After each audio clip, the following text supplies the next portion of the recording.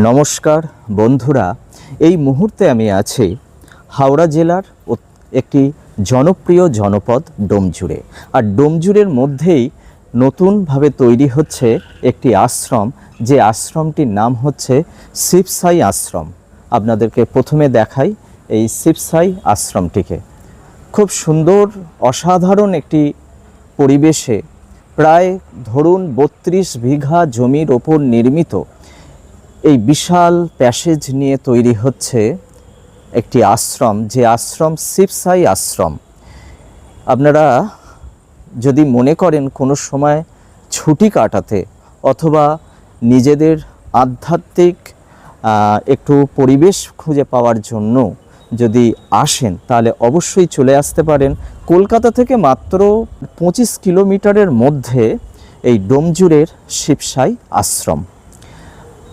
এবং আপনারা যদি ট্রেনে আসেন, তাহলে হাওড়া আমতা যে লোকাল ট্রেন রয়েছে সেই ট্রেনে নেমে ডোমজুড়ে, অর্থাৎ ডোমজুড় বলে একটি স্টেশন আছে, সেই স্টেশনেই আপনারা আসবেন এবং সেখান থেকে বড়জোর হয়তো 1 কিলোমিটারের মধ্যেই এই আশ্রমটি অবস্থিত।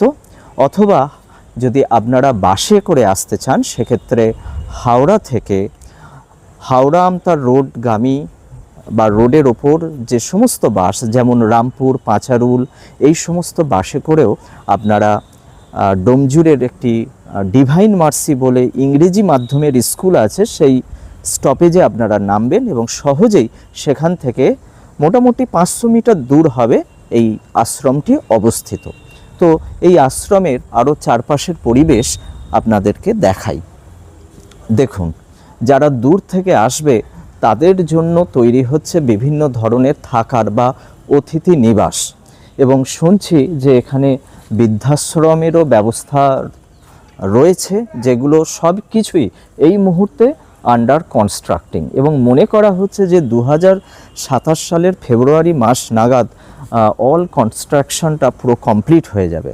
আর তখন এর যে দৃশ্য, এর যে ভিউটা, সেই ভিউটা কিন্তু দেখতে সম্পূর্ণ অসাধারণ লাগবে।